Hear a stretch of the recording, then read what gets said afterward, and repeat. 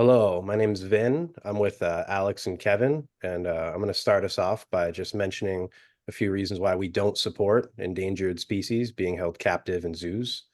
I wanted to discuss some of the terrible conditions and poor quality of life that endangered species and other captive animals are subjected to live under after they're captured and forced to live in zoos or aquariums. Not only are these animals showcased for their park to turn a profit, but many zoos and aquariums still barely consider or prioritize the proper requirements for the conservation of endangered wildlife.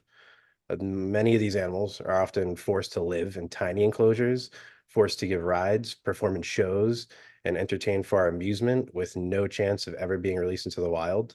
And many are medicated, often heavily, to assure the safety for visitors to the park and accrue a plethora of health problems at the time due to the unnecessary medications or from being confined in an environment not suitable for their actual living conditions. The constant breeding of animals in zoos, also many of which are too closely related to other animals in the same breeding program, often leads to a surplus of animals who are all highly susceptible to deformities or diseases due to lack of genetic diversity, interbreeding, or mismating. And I just wanted to mention two quick examples of endangered species who have poor quality of life, to say the least. Elephants are often kept in zoos and they suffer poor welfare as it's impossible for the captive environment to meet their extremely complex and specific needs. Captive elephants, particularly calves, are more likely than their free living counterparts to die from EEHV-HD, which is the most primary disease from elephants, in which it's deadly and it's the most common cause of death for infant elephants in zoos. I think it's important to note that the deaths of elephant in zoos highly outweighs the number of births, and it's very uncommon to um, get this disease in the wild, but it's very common in captivity. And the second example was polar bears. They have a range of up to 10,000s of square miles, but a 2003 report from Earth.org found that a typical zoo enclosure for a polar bear was 0.23 acres, which is a millionth of the size of their natural range.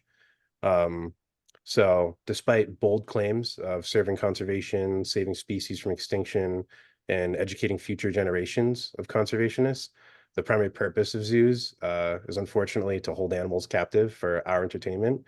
So people enjoy seeing wild animals, and zoos is a convenient and acceptable way to do that. But it's almost without exception that these animals born in zoos will die in the zoos, and that they're never going to be released into the wild, most likely. It's time, I think, that we recognize that holding these animals captive in zoos for over generations and for their whole life, it's not only harmful for the welfare of them, but it's also a dangerous distraction from the true threats that these animals are facing in their natural habitats.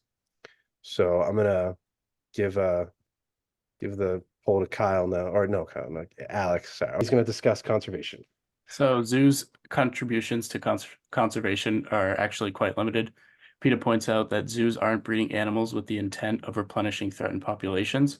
Very few endangered species even make it back into their natural habitats after this. They stay in captivity to draw in visitors. That's the zoo's main goal, is to bring in money, as well as entertainment for others. And this really undermines the conservation efforts that focus on protecting and restoring ecosystems and endangered species. There is a better way to help these animals. According to a study by the University of East Anglia, animals are better off breeding in the wild rather than they are in captivity. They found that habitat restoration, if done early enough and effectively, may eliminate the need for captive breeding programs altogether.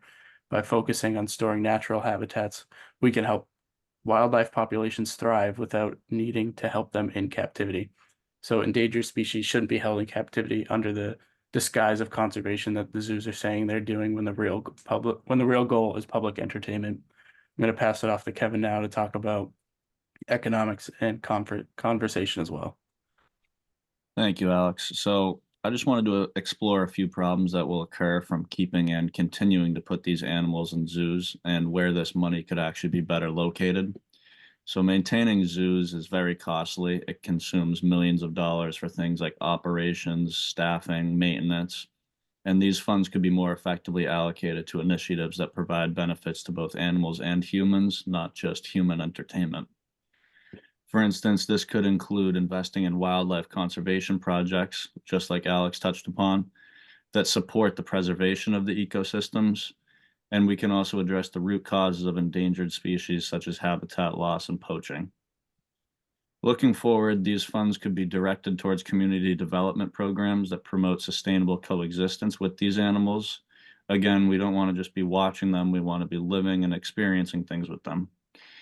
We can support local communities and regions where wildlife is at risk and create economic opportunities that reduce activities harmful to animals. Doing so will create a more sustainable relationship between humans and nature. These resources and money could enhance educational programs and technological innovations. With how far we've been coming as of lately, we could include virtual reality experiences that offer accurate representations of how these animals actually live. We're not getting the real details or experience of these animals because they've just been living in cages. And this approach will not only educate the public more effectively, but it'll also do so without compromising animal well-being. Thank you for listening to me, Alex, and Vin.